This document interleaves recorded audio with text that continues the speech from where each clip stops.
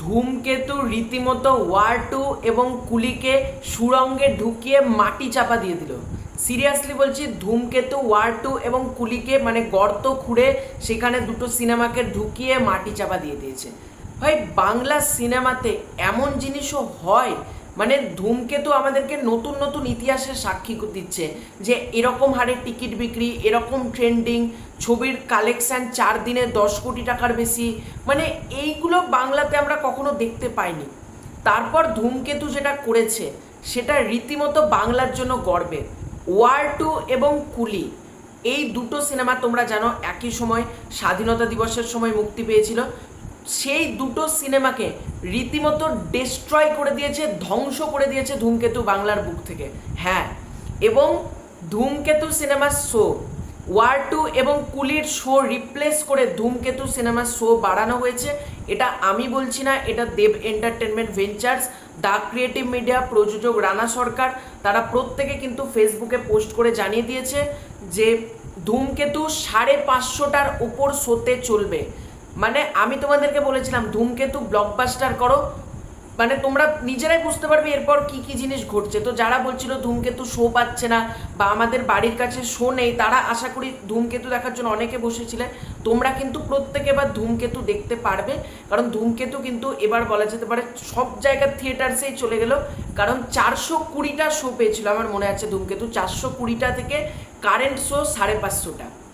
ভাই, কে বলতে পারে নেক্সট সপ্তাহে শো বেড়ে হয়ে গেল 600টা?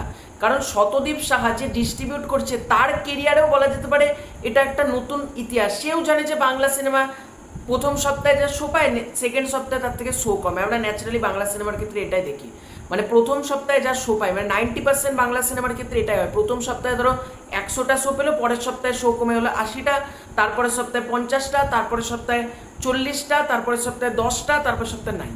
এই জিনিসটা আমরা দেখতে পাই। কিন্তু একটা সিনেমা প্রথমে শোই পাচ্ছিল না। দেখো ধূমকেতুর ক্ষেত্রে প্রথমে শো পাচ্ছিল না। মিটিং হলো, দেবদা, অরূপ বিশ্বাস, শিবপ্রসাদ মুখার্জি, কৌশিক গাঙ্গুলি, ঋতুপর্ণা সেনগুপ্ত প্রত্যেকে সেই ইন্টারভিউতে ছিল। ইন্টারভিউ হলো, সেখানে সুন্দর একটা মিটিং হলো, সেখানে হল মালিকদের সাথে কথোপকথন হলো, প্রত্যেকে কিন্তু একটা সুন্দর বাইট দিল, একটা বলা যেতে পারে। তারপর ধূমকেতু শো পেলো, একটা নর্মাল শো পেলো, সেখান থেকে শো বেড়ে হলো 420টা, মানে এবং এখন শো দাঁড়িয়ে 550টা। মানে ভাবতে পারছো বাংলাতে ওয়ার 2 এবং কুলি দুটো সিনেমা কিচ্ছু করতে পারছে না, মানে রীতিমতো ধরাশায়ী হয়ে গেছে। এবং এটাই তো দরকার ছিল। দেখো আমি আবারও বলছি, ওয়ার 2 কুলি ভালো চলুক আমিও চেয়েছিলাম, কিন্তু বাঙালি তো আগে তো সাপোর্ট কোথাও গিয়ে দেবদাকেই করব, তাই না? তো আমার প্রচণ্ড ভালো লাগছে এবং গর্ববোধ হচ্ছে যে আমাদের বাংলা সিনেমা রীতিমতো মানে 4 কোটি টাকার সিনেমা 400 কোটি টাকার সিনেমাকে ধ্বংস করে দিল। এটা বাংলার জন্য একটা গর্বের বলা যেতে পারে। এবং আমি চাইছি রঘু ডাকাত এই রেকর্ডটা যাতে ব্রেক করে, এবং রঘু ডাকাতের রেকর্ড যাতে প্রজাপতি 2 ব্রেক করে। এরকম করেই কিন্তু দেবদা আরও উপরে যাবে বলা যেতে পারে। এবং ধূমকেতু প্লিজ 30 কোটি আমাদেরকে কিন্তু করতেই হবে। প্রত্যেককে অনুরোধ, তোমরা মানে বেশি বেশি করে ধূমকেতু দেখো, ভালো লাগলে আরও 10 জনকে বলো ধূমকেতু লোককে দেখাও। আমাদেরকে 30 কোটি করতেই হবে, এবং 30 কোটি করলে কি আসবে? ধূমকেতু 2। দেখা যাক, কৌশিক গাঙ্গুলি, রানা সরকার কিন্তু আমাদেরকে কথা দিয়েছেন বক্স অফিসে 30 পার, দেব শুভশ্রী বারবার, তাদের কথাটা আমাদেরকে রাখতে হবে। এবং আমাদেরকে কিন্তু ধূমকেতু 2 বা অন্য কোনো একটা কিন্তু এরকম ছবি কিন্তু আমাদেরকে আনতে হবে। তো এই দায়টা কিন্তু পুরোপুরি দর্শকের। আমরা যেমন শো বাড়াতেও পারি, আমরা কিন্তু ধূমকেতু 2 আনতেও পারি। তো তোমাদের এই পুরো এন্টার বিষয়টাকে নিয়ে কি মতামত কমেন্ট করে জানিও। চ্যানেলে নতুন থাকলে সাবস্ক্রাইব করে দিও। খুব শীঘ্রই দেখা হচ্ছে নতুন কোনো ভিডিওতে, ততক্ষণের জন্য বাই বাই।